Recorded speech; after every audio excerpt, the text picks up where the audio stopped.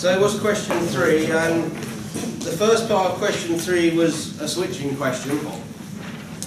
And it says, for the switching circuit shown in figure 3A, find the list of things. Hello, maybe. Yes. And the list of things is given in the order that you need to find them. That's on purpose. It's very difficult to go to 5 without first doing 1 through 4. You can do 5 first, but along the way you will answer 1 through 4. It's not really avoidable, more or less. So you may as well all answer them in the order they're given because it guides you through the question. These are all relatively straightforward, you just have to know which equations to apply. And that requires you to know how the circuit's supposed to work, which is the important bit. So,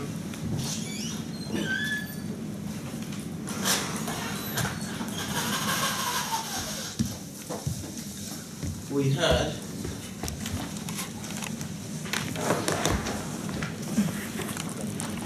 50 volts, 5 ohms, transistor connected to emitter ground, a base resistor RV, and this was the in, and we had 10 volts pulse. And we said the HFE is in the range 10 to 150.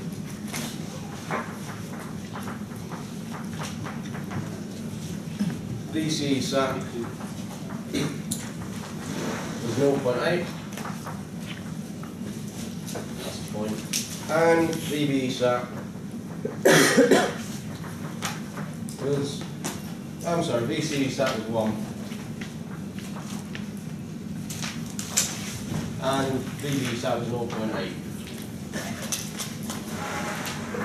So I was a bit mean because everybody thinks that VBE is 0.7 for a transistor that's switched on, but I've just invented this transistor and it's got 0.8 instead. It's a good way of checking who's assuming what. So what should we do first? First thing's the load current. This is transistor problem sheet, question 1, part A. Basically verbatim but with different numbers. So if you've done the problem sheet, there should be no difficulty in obtaining these marks, which is why they're first on the question. This is the easy bit. Any takers to what to do for the load current? Yep. So you know. Hang on a minute, he wants to have a go. Just the voltage supply minus the VC sat over the load resistor. Yes. You didn't catch that, you do. I'll do it on this one so that this stays up. It's IL is VCE sat minus, VS minus VCE sat over RL, and RL is this one here. So what we're really saying is we need to know what the voltage across the load resistor is, and we can call it VL if you want, and VL would be 50 less the voltage that's here when the transistor switched on. And when the transistor is switched on, the voltage that is across its collector emitter is VCE sat. And in terms of characteristics, VCE sat is, this is a transistor characteristic where this is VCE and this is IC. So we're looking at output characteristics here. And the reason we're looking at output characteristics is because we're interested in what's going on with the collector. Ah, who left that? Snuck in while I wasn't looking. So we have characteristics that look something like this.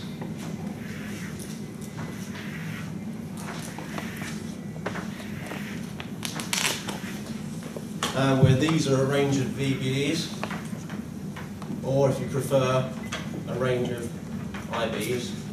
Same thing, it just depends how you like to think about your transistor. And VC, say if we had some load line, let's just imagine this was 1 over 5 ohms as a gradient, because it would be delta Y is amps and delta X is volts, but ohms is R is V over I, so it should be backwards, so we have 1 over ohms. Follow? No follow. If I wanted to plot resistance on this graph, the axes are the wrong way around. I should have amps down here and ohms and volts up here, and that would give me gradients that were measured in ohms, because it would be dy by dx. and you just apply Ohm's law. But since we've got the axes the wrong way around, everything I plot on here must be conductances, which is 1 over ohms. So let's imagine that this is 1 over 5 ohms, just say the numbers go that way. The best I can hope for is to turn this transistor on by whatever this VBE is. So let's just say it's 0.85 for the sake of, oh no, I said it was 0.8, didn't I? Better make it 0.8. We won't worry about what the other ones are. And that would leave us just here. And we measure off our VCE, and whatever this was, that would be our VCE, sir, which is 1? 1. So that would end up being 1. Happy? So what does this turn out to be? Somebody tell me the answer. 50 less 1 over 5.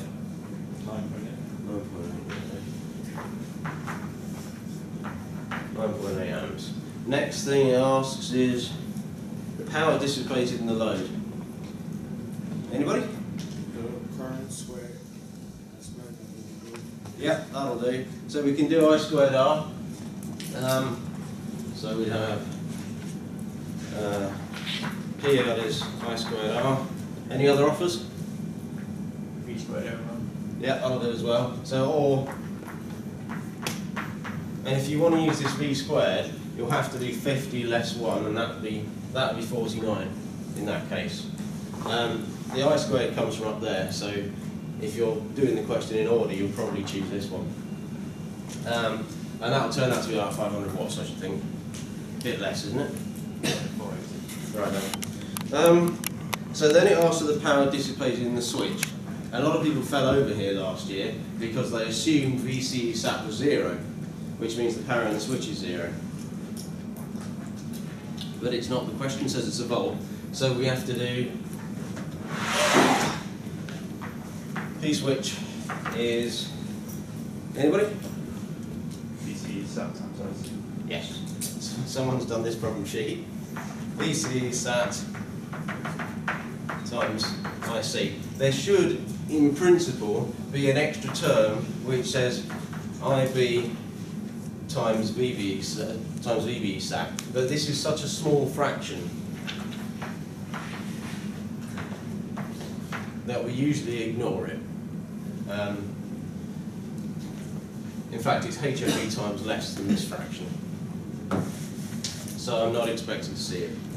And that would be in the order of a watt or two, I should think, because it's a volt. It's nearly 10 watts actually. VC sat 1.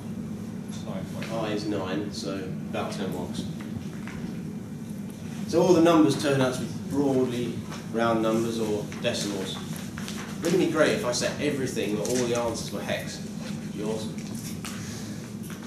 So you'd have 256 watts could be a good answer. That'd be alright. I'll do that next year. The range of possible base currents. Righty. So now we're moving on. All this stuff was to do with collector circuit. And if you like to think about loops, the way that you could think about it if you wanted to is to put a battery here.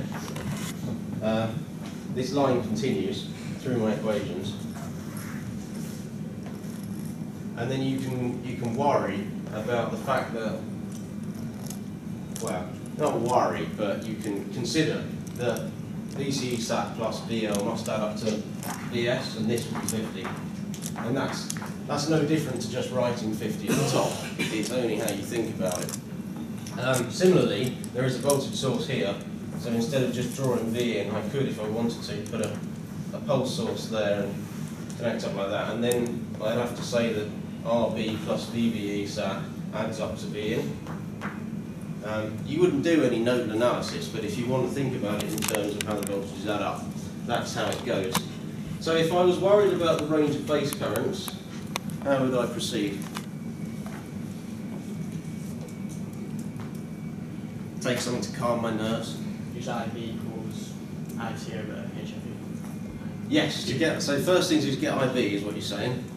So we need to know about the possibility of a different coloured piece of chalk. So we want to know what IB is. So we'll do that by IB is HFE, sorry that's a bit small, HFE divided by IC. This is just a fundamental relationship for transistors which are switching. You just have to remember it. But it's not too arduous an equation to remember. So HFE has a range of 10 to 150, so we'll have to... Yep. Is it not IC over HFE? So it is. That was possible.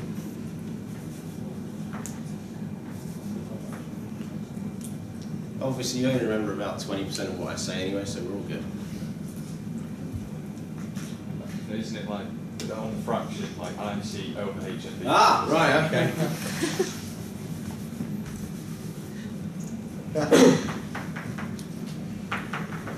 So you want it like that, yeah? Yeah. Right, knew we'd get there in the end. Yes, I'm an arse. Right, so this will give us IB.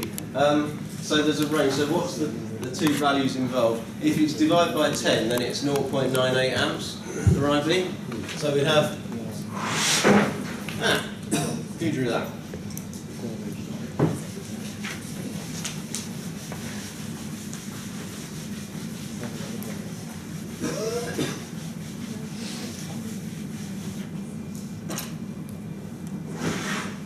So we'd have IB max is IC divided by HFE min. This is the thing that people often fall over on as well. They'll try to calculate a base current that they think is the one they want using the wrong HFE. Smaller HFE leads to bigger base current. Bigger base current is what we care about, because bigger base current leads to smallest value of base resistor, which is the one that we care about. So there's lots of big and small. So value for this is 0.98, is it, amps? And if we did IB min, we have, sorry, that's not a very good equals.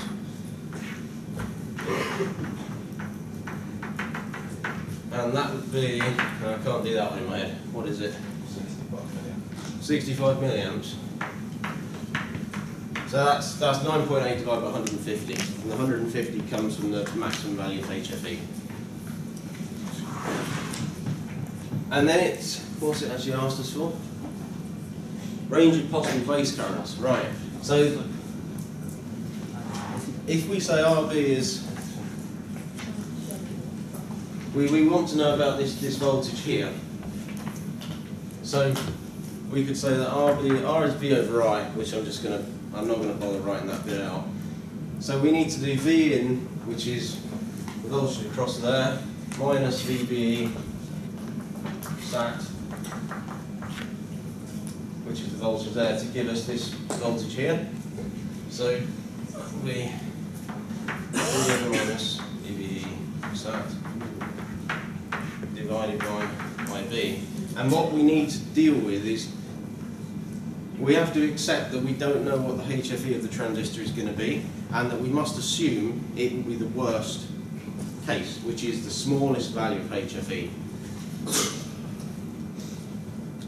This will yield a bigger base current. As a consequence, we need to allow that bigger base current to flow, otherwise the transistor won't switch on. Or even worse than that, our transistor will half switch on and there'll be a really big power dissipation in it, which is no good. On the output characteristics that I've rubbed out, we'd only make it sort of halfway. Halfway turns out to be a maximum power point for the transistor. It's in the lecture. Right, so this is V in, by the way.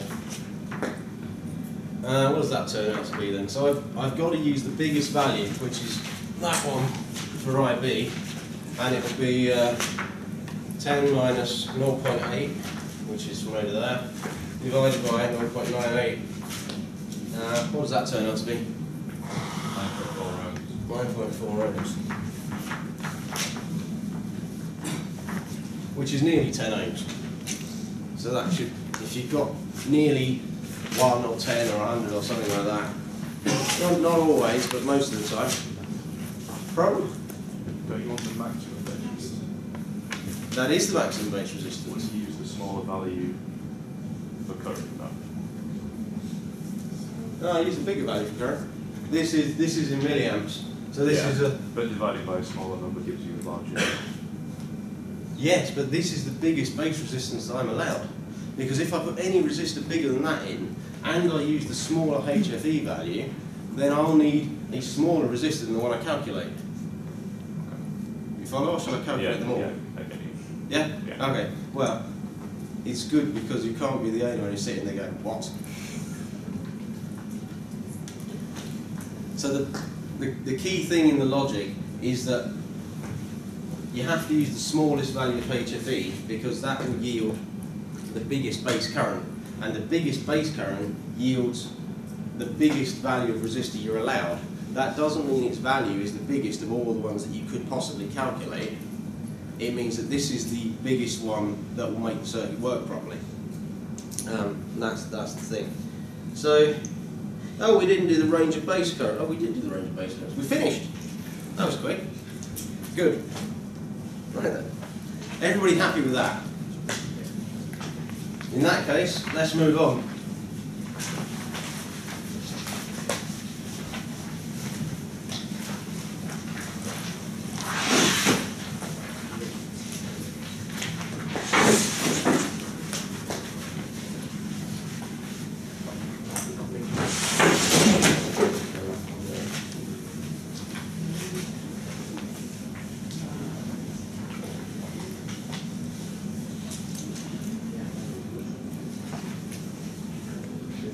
What does the next bit say? The next bit says the load resistor RL in figure 3A is replaced by an electromechanical relay, and the relay can be modelled by a series combination of an inductance and a resistance, where R is 15 ohms and L is 80 millihenries. Right, we haven't really finished switching then, have we? So the new circuit is 50 volts, relay, resistor, transistor, base resistor, DN, all the rest. And this was 15 ohms, and that was 80 millihenries. And the question is asking, sketch a circuit diagram showing the new switching circuit. That would do. Calculate the inductor current just after the switch opens. So the trick here is, well, that's not a trick, but the thing you've got to remember is that whatever current flows in the inductor just before the switch switches off must flow just after the switch switches off. The reason for that is the magnetic field in the inductor is going to collapse, and it will do that in order to maintain the current flow. And if there is no good pathway for that current to flow in, a very, very big voltage will appear in order to try and maintain that current flow until all the energy in the inductor has been transformed into another form of energy or been dissipated. So when the question asks just after the switch opens, what it's really saying is just before the switch opens, because they're the same thing. So all we have to do is take, this was a volt, wasn't it? So we've now got 50 volts, and because it's all at DC, the impedance of the impedance of the inductor is nothing. So we don't have to worry about that. It's short circuit. So you just need 50 minus 1 divided by 15, and you get a third of the current that you had in the prior question. What's that? 3.3 amps. 3.3 amps, right there. So you don't really have to do any thinking there, although it's nice if you do. All the windows are closed, I'm afraid. Although you could probably turn it off somehow. Yeah. You just have to think, 15 is 3 times bigger than 5, current goes down by 3 times. And you write out one line to show that's the case. So it shouldn't take that long. Calculate the energy stored in the inductor. Now, the thing to note about 2, is there's only one mark available. So I'm not expecting a good explanation of Maxwell's equations to describe the field around the inductor and any of that rubbish, you can just state the answer and you'll get the mark. If you do write me a nice long essay, you'll get the mark as well, assuming it's right. Calculate the energy stored in the inductor, assuming the transistor has been switched on for a long time. So, equation for inductor energy. Y squared half of 2. Yes. Or as I prefer to think of it, half Li squared. But it's the same. So we need an energy in the inductor is a half times L times I squared. You can prove that to yourself using triangles if you want. But I'm not going to do it now. It'll be in 117. So if you plug in the numbers, that needs to be a half, that's 80 E minus 3, and that's 3.3 squared. And you just, what's the answer? 0.4 joules, right. If you don't feel like remembering how to derive that, you may as well just remember it, because there's another one for a capacitor that says half CV squared, and you can just remember the two of them. Although if you can derive them, it's nice, but I won't ask it. Ah, how did that happen? Why didn't you warn me? Ah! Right, that's it. I have to go and stand out in the rain now. Add to your diagram any components required to prevent damage to the transistor. So the key thing here is going back to what happens if there's no good pathway. So we had some voltage across here, a little one, and some current flowing in it. Or if you prefer, we just had some current in it, because the voltage across should be very, very small, only due to its DC resistance. But there is some energy stored anyway. And this energy has to go somewhere. And when the current can no longer flow, a voltage will appear this way across the inductor, the same as the way that the current's flowing. And this means the inductor is now is giving energy into the circuit. There is still energy from the 50 volt, but at the moment there is energy from the inductor as well. And this is the energy that was formerly stored in the magnetic field, becoming a current in the circuit, or a moving charge if you prefer. And the pathway that we need to give it is some way of getting, the energy has to be a current that circulates in a loop, because all currents want to circulate. So we'll put a diode in here. We can't put anything in here because all this stuff's inside a relay in a box, and we don't have access to it. So you can't put it there, because it's just another way of saying you haven't worked out what bits constitute a relay. And then we could add a resistor as well. And the resistor changes the time constant of the decay of the current. That's all it's there for. So you can choose your current sort of exponential time constant. It will be tau will be that times that, but if you add this, these two will be in series because the diode switched on. Let's not worry about the 0.7 volts, it's going to be quite small compared to everything else that's going on. So these two are then in series, and a current will circulate like that until all the energy that formerly lived in there has been dissipated as heat in here and here. That's pretty much it. So you might be thinking, well, if he adds a resistor, it's going to make that exponential longer. Time constant will get bigger. You would want that in certain situations, because if you have a very, very fast change in current, it tends to produce lots of high frequencies, or rather, the fast edge is made up of high frequencies, and when you get onto some Fourier analysis, you've done any of it? Well, next year then, you will find that signals are constructed from various, or can be constructed in various ways, and it tends to be the case that when you have a fast rising edge, or a high di by dt or dv by dt or such like, the frequencies that are involved in producing that quick change are very high. And the thing about high frequencies is they like to radiate. So you could have a circuit that's switching on and off, and as it's doing so, you can hear it in the radio that might be playing, or it will upset your mobile phone signal, or whatever. So you might want to slow down that rate of change in order to improve your EMI a bit, or meet specification. So that's what the R is for. So you get a mark for the diode and a mark for the R, and the diode has to be the right way around. If you don't have the R, you only get a mark, not 2 marks. Alright? Anything more on this? Cool. That's okay then.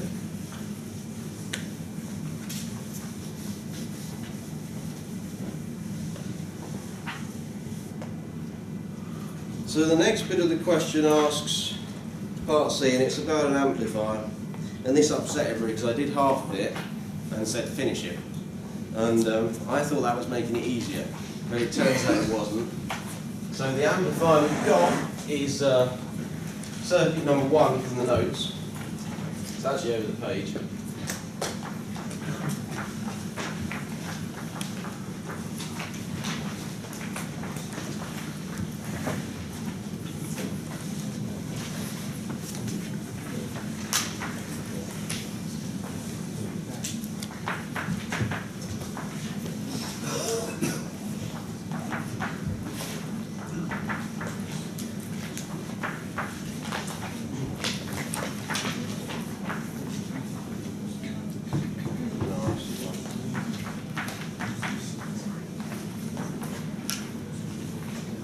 And this was R1, that was R2, and this is RE,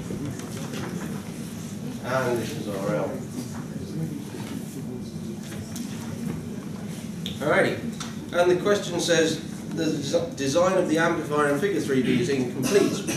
The collector current has already been chosen and it is 2 milliamps.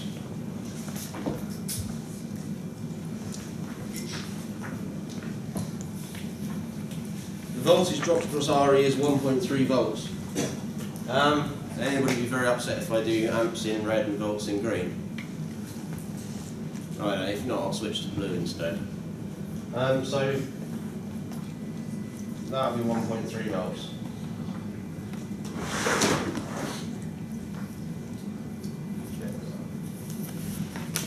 So this is what we already know, and this is what I've decided. And what we want is the maximum possible undistorted voltage swing. And it says, using the information provided, find numerical values for R1, R2, RE, RL, and RL. Assume that the transistor VB is 0.7 volts, and in the forward active region, and the base current is negligible. State all other assumptions. Right, so this is a bit of free design. You can, well, it's nearly free design, giving you the circuit and some of the numbers. So it's actually quite constrained. Anyway, this is my poke at a bit of free design. How do you want to start? Yep. Work out voltage across R2 by VRE and VBE. Yes, you could. You could work out the voltage across here by adding up VRE and VBE, and this is 0.7. It tells us that in the question. So what would this one be then? 2 volts. It's quite surprising how often 2 volts turns up there in my circuits. What should we do next then? Voltage across R1. Work out the voltage across R1, okay. So what we're really doing here is solving the face side of things. There's a voltage loop here that we just added up, so we applied Kirchhoff's law secretly, although we didn't say so explicitly.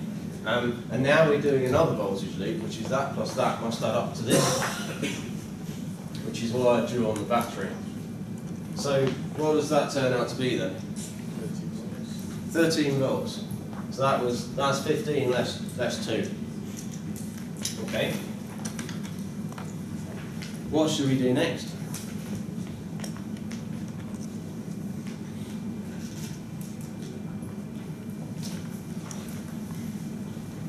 About 20% of people got to this point, but only 4 students actually managed the question. You have to get like a value of IB such that you can work out the current there, whereby IB is negligible in comparison to that current goes down through the 2 resistors. Right, so what you're saying is a current here, I1, needs to be much, much larger than whatever IB might be? Yes? Alright, now in the question it says IB is negligible. That, and it also says state all your assumptions. Now you can't state that IB is negligible because I've already told you that. What you're supposed to think is I will make I1 much bigger than whatever IB might be, which is what you just said.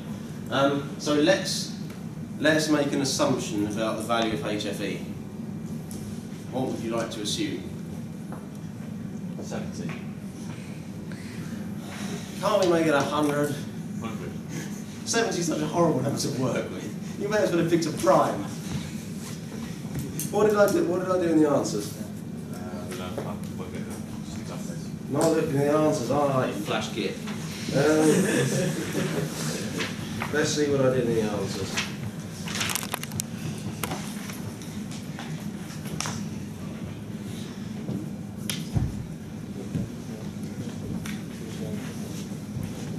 Can't even find it. I said if beta equals 100, it's on one of the pages. So let's carry on with 100, because then what I do now will be consistent with what's in the answers I'm giving out. And I think that will lead to less confusion than otherwise. So let's say that beta is 100. Okay, that's fine. So what does that mean our IB will be?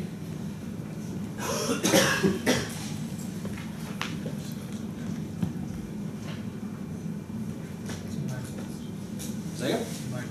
2 microns, yeah. Are you sure? I think it's 20 microns perhaps?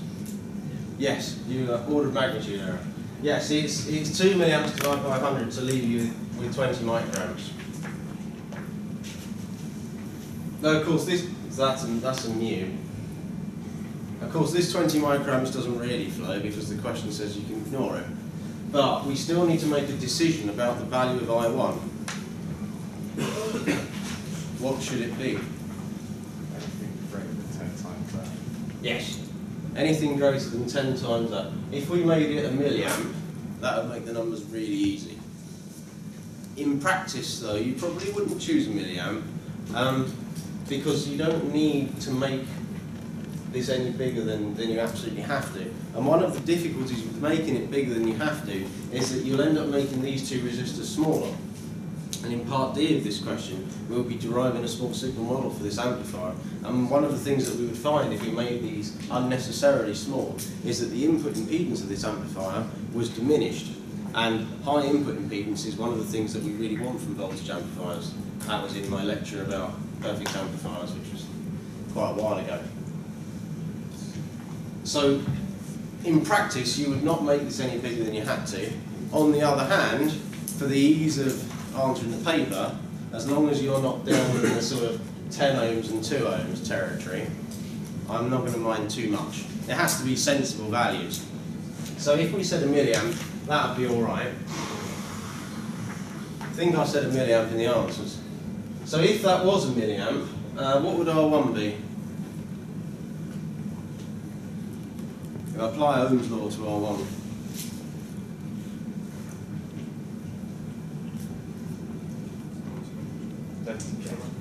Yes. It would be 13 kilo ohms. So we've R is V upon I, 13 upon a milliamp. So this will be 13k. And what would R2 be? 2k. What would R2 have to be if the 20 microns really did go that way? Sorry, you don't have to answer it, but think about it anyway, because it tells you how much error you're likely to introduce. So this would be 2k. So that's all right. So now we're down to the trickier part, which is what are we going to do with the collector? So what should we do next? Then it's say 1 to the greatest voltage. So you'd have to do some working out where VC or Vn plus V over 2 would give you the largest swing. Yes. You want to figure out what quiescent voltage you need just here to give you the largest possible undistorted swing. And this is the bit that upsets a lot of people. But you can work it out quite easily with a picture. And the picture is a picture of the voltages that are in the transistor, or around the transistor, as a function of time. So we should have, I think I drew this on here some time ago, but this will be 0. It doesn't really matter how much time there is, we need an axis. So we have one there and one there, and one up here. And what we're looking for is something in the middle. And this would be VS. What would VS? Well, what, 15. So this is the supply voltage. And this one will be the emitter voltage, and this one will be the base voltage. So what will be this distance here?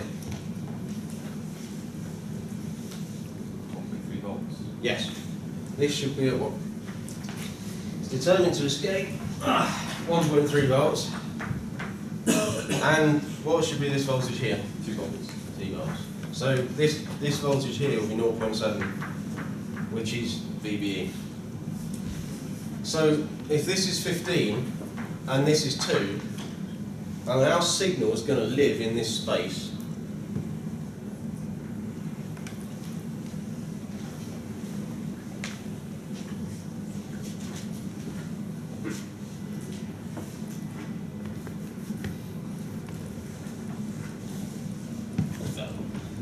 We've got to make sure that whatever distance there is here is the same distance that we've got here. So you do what? 15 minus 2 over 2. Nearly. Did you say 15 minus 2?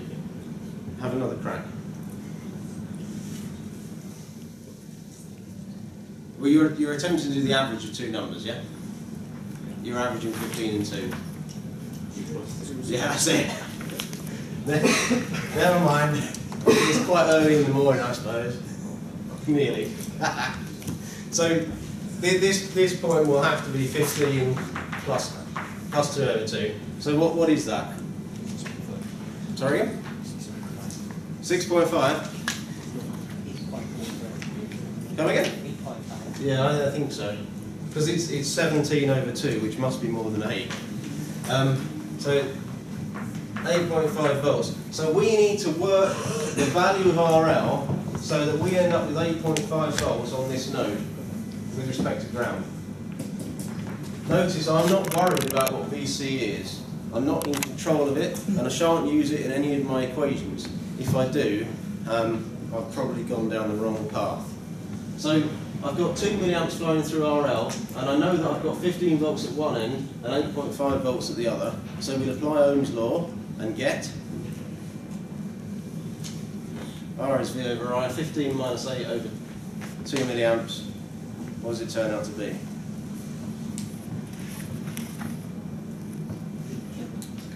Hmm? 3 kiloohms. Right.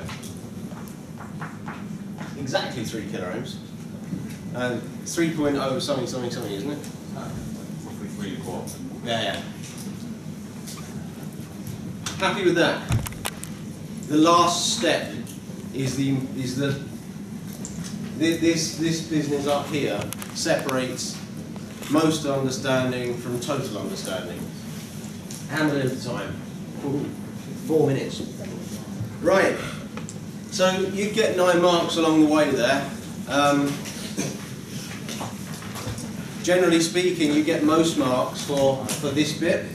You get marks from all these, but you get a mark for your assumptions now and then. You get marks for this stuff, but this is where most of the marks live, and they live on that diagram over there.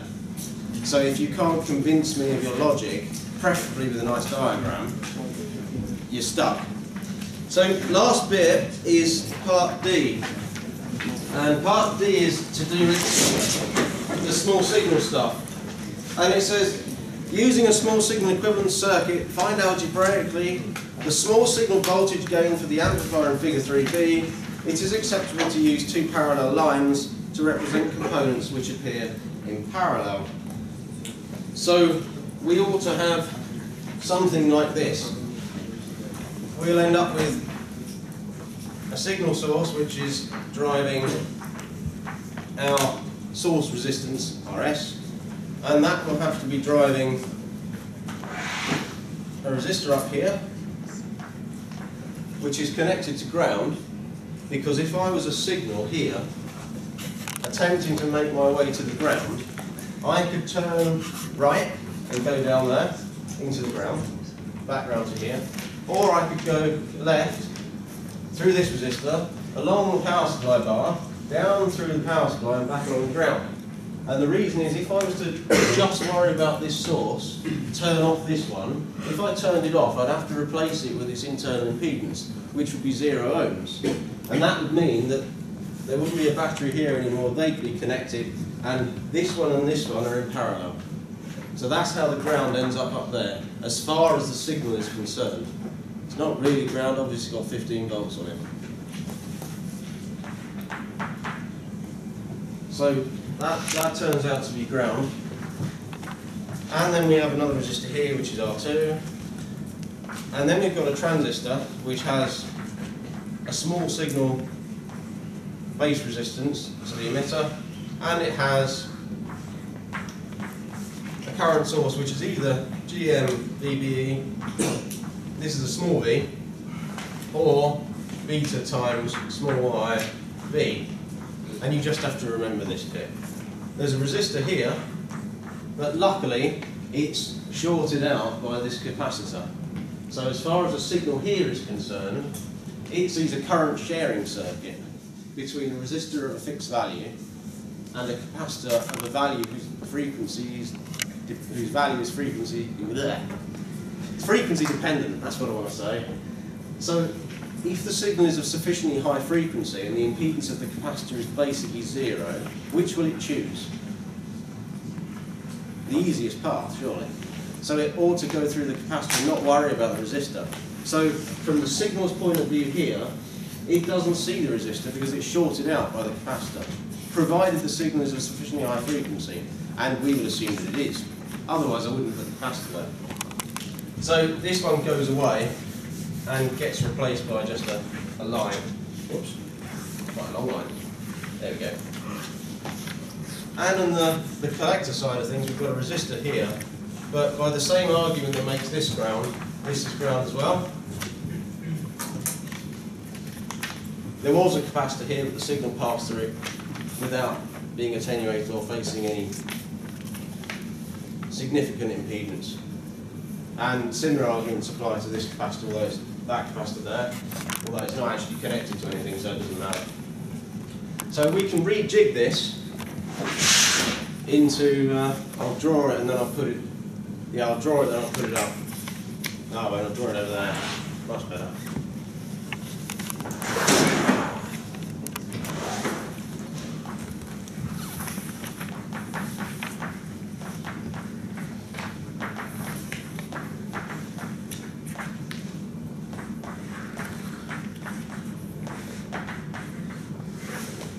Whoops. There we go. So this will be RS, this is R1, this is R2,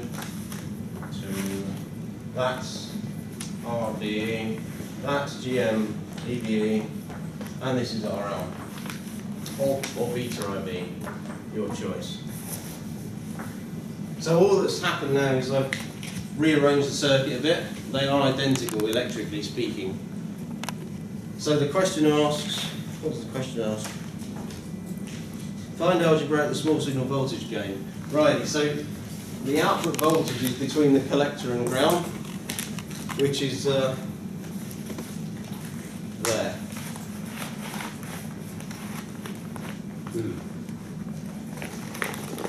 Or should it be that way?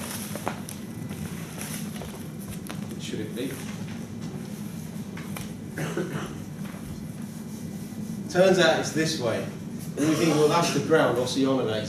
Finally lost it. Not the case. The current is flowing this way. It's flowing in a loop like that, and we know that because this current source is driving it that way, and that's the only thing that's working over here. All this is irrelevant compared to this, because the only way for current to get from here to here is to go down this pathway. But it needs another way of getting back, and there isn't one. So this and this can be treated entirely separately. You don't have to worry about it at all. The only thing that couples them together is the value of VBE. But that doesn't represent a current return path. It's just a parameter. And VBE lives across RBE there. So if the current's flowing that way, the voltage must be pointing downwards. On the other hand, this voltage still points upwards. And with a little bit of extra thinking, you can convince yourself either algebraically or through words that this represents inversion in the amplifier. So there should be a phase shift of 180 degrees.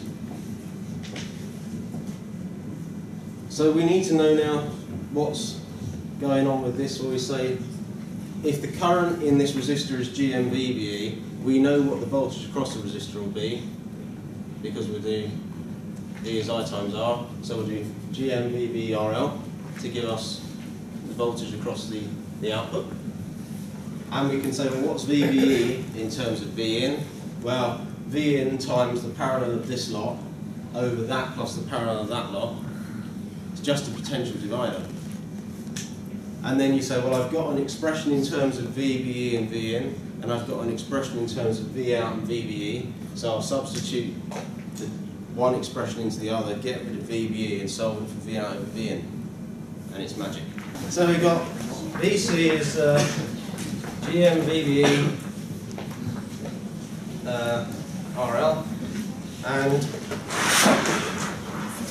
VBE is VS times RBE parallel R1 parallel R2 over RS plus RBE parallel R1 parallel R2, and then you substitute this value for VB, that VB up to there, and you get VC is equal to GM RL VS RBE parallel R1 parallel R2 all over RS plus RBE parallel R1 parallel R2, and then you divide through by VS to give yourself VC over VS is equal to that one. I've lost a minus sign somewhere.